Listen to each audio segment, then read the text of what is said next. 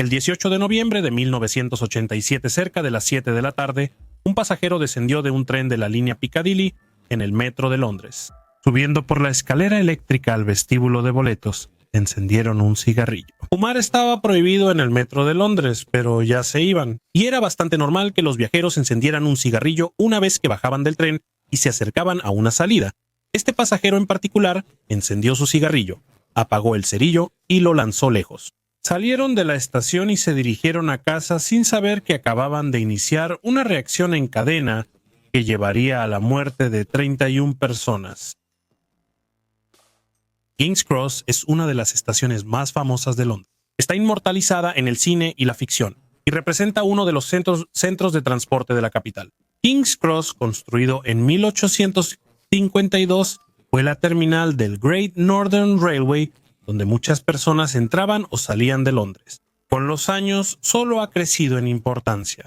Para la década de 1980, varias líneas de tren y metro se cruzaban en King's Cross, incluyendo las líneas Metropolitan, Circle, Northern, Piccadilly y Victoria. En ese momento, King's Cross era la estación más concurrida de Londres, recibiendo a decenas de miles de viajeros cada día. Para mantener a estas multitudes en movimiento hacia y desde algunas de las plataformas subterráneas profundas, como las de las líneas Northern, Piccadilly y Victoria, había varios elevadores y también varias escaleras eléctricas. En esa época era común que las escaleras eléctricas fueran de madera, con algunos componentes de plástico y metal. De hecho, las escaleras eléctricas en King's Cross eran de madera. Aunque parezca inusual hoy, las escaleras eléctricas de madera eran resistentes y, con buen mantenimiento, duraban muchos años.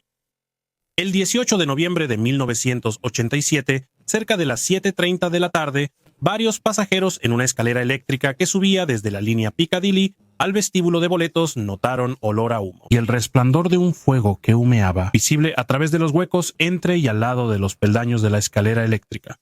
Un pasajero alertó a un miembro del personal cercano, mientras que otro presionó el botón de paro de emergencia y gritó a los viajeros que se bajaran de la escalera eléctrica. Al enterarse del incendio, el personal del Metro de Londres y la Policía de Transporte británica respondieron de inmediato.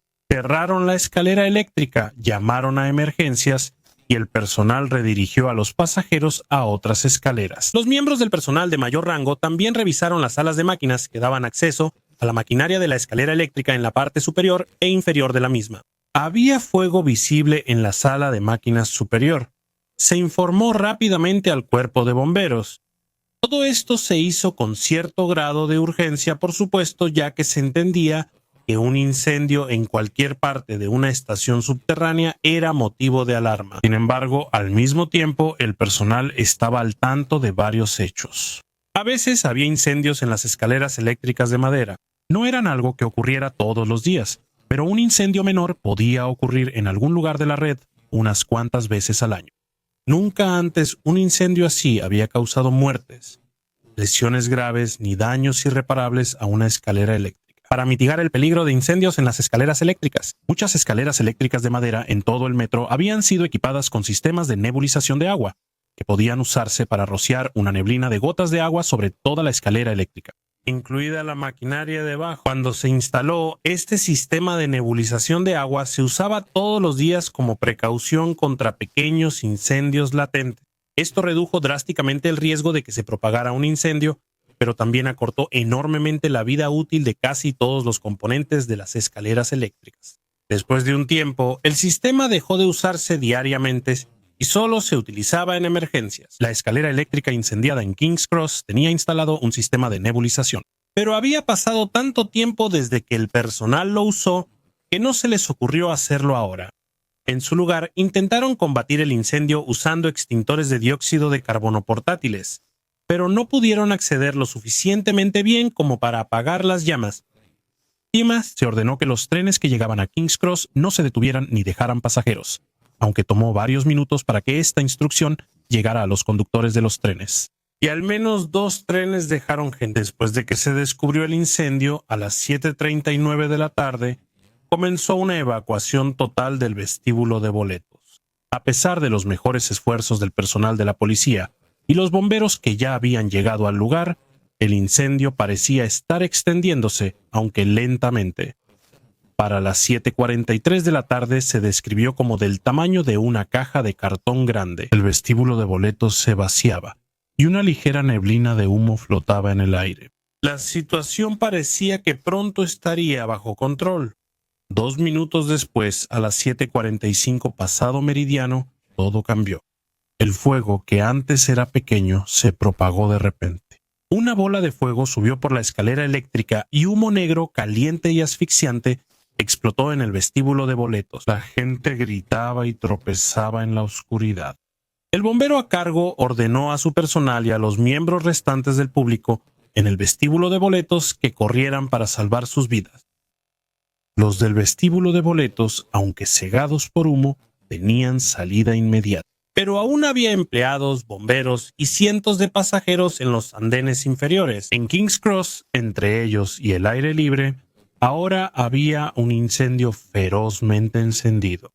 Hace unos minutos se indicó a los conductores no detenerse en King's Cross por un incendio. Ahora los conductores que intentaban obedecer la instrucción eran detenidos por colegas desesperados. En el andén de la línea Victoria hacia el norte, 3 trenes seguidos recogieron pasajeros y evacuaron a casi 200 personas que no podían salir de la estación en llamas. Un pequeño número de empleados y policías atrapados también fueron evacuados del andén de la línea metropolitana de manera similar. En los niveles superiores de la estación, el personal auxiliaba a un pasajero con quemaduras graves tras el estallido de llamas. Lo rociaron con un extintor y luego intentaron evacuarlo al nivel de la calle, pero encontraron su camino bloqueado por una reja cerrada con llave. Después de varios minutos intentando forzar la reja o contactar a alguien que pudiera abrirla, un trabajador de limpieza de British Rail encontró al grupo, abrió la reja y los ayudó a escapar a las 9:45 pasado meridiano. Un tren de la Northern Line, cuyo conductor aún no había sido informado del incendio, se detuvo y dejó bajar a los pasajeros, quienes rápidamente fueron devueltos por la policía y obligados a volver a subir al tren para evacuar. A medida que avanzaba la noche, se solicitaron cada vez más recursos. Las ambulancias hacían fila afuera de la estación para trasladar a más de 100 personas heridas al hospital. Mientras tanto, más de 30 camiones de bomberos acudieron para contribuir al esfuerzo de controlar las llamas. Finalmente, para las 2 de la mañana, los bomberos con equipo de respiración lograron llevar las mangueras hasta la escalera eléctrica en llamas y apagar el fuego. Luego centraron su atención en buscar cuerpos en la estación quemada. En total, 31 personas habían muerto, ya sea por las llamas o por inhalación de humo. Algunos estaban tan gravemente quemados que no pudieron ser identificados. Un cuerpo permaneció sin ser identificado durante muchos años después del incendio, hasta 2004, cuando se utilizó tecnología forense avanzada para finalmente confirmar el nombre del fallecido, Alexander Fallon, de 73 años, quien había estado visitando Londres desde Falkirk, en Escocia. Tras el incendio se iniciaron múltiples investigaciones. Una investigación científica por parte del Ejecutivo de Salud y Seguridad examinó el comportamiento del incendio, buscando entender por qué había empeorado de manera tan dramática. En el momento del flashover, se sabía que los incendios en edificios causaban un calor intenso que podía hacer que los materiales emitieran gases inflamables. Una vez que estos gases inflamables alcanzaban su temperatura de ignición, se incendiaban. Esto es lo que lleva al flashover, o la propagación repentina y dramática de las llamas en muchos incendios de edificios. Se descubrió que en el incendio de King's Cross, este fenómeno conocido había sido agravado por un efecto previamente no documentado, el efecto trinchera. Los gases inflamables tienden a adherirse a las superficies. Cuando ocurre en una pendiente se generan condiciones ideales para que la llama suba rápido por la superficie en un chorro repentino. Cuando ocurre el flashover, este efecto empeora cuando los gases inflamables quedan contenidos dentro de una zanja, como sucedió con la escalera eléctrica en el caso del incendio de King's Cross. Mientras los científicos investigaban el mecanismo por el cual se había propagado el incendio, los investigadores del gobierno analizaron la respuesta al incendio y cómo se podrían haber hecho las cosas de manera diferente. Se entrevistó al personal de la estación, policías, bomberos y pasajeros, y se elaboró una cronología detallada del incendio. Se descubrió que pequeños incendios en las escaleras eléctricas de madera del metro de Londres eran relativamente comunes. y que al personal se le había instruido intentar controlar pequeños incendios sin alertar a los bomberos. Se había vuelto normal referirse a los incendios muy pequeños en las escaleras eléctricas como humeantes, para evitar usar la palabra incendio. Al mismo tiempo, la capacitación para tratar con incendios era muy deficiente. La mayoría del personal en la estación nunca había usado el sistema de nebulización de agua en la escalera eléctrica, ni lo había visto en uso por sus compañeros. No existía un plan cohesivo para evacuar toda la estación. Muchos empleados, como vendedores de boletos y personal de limpieza, no recibieron instrucciones sobre qué hacer en una emergencia.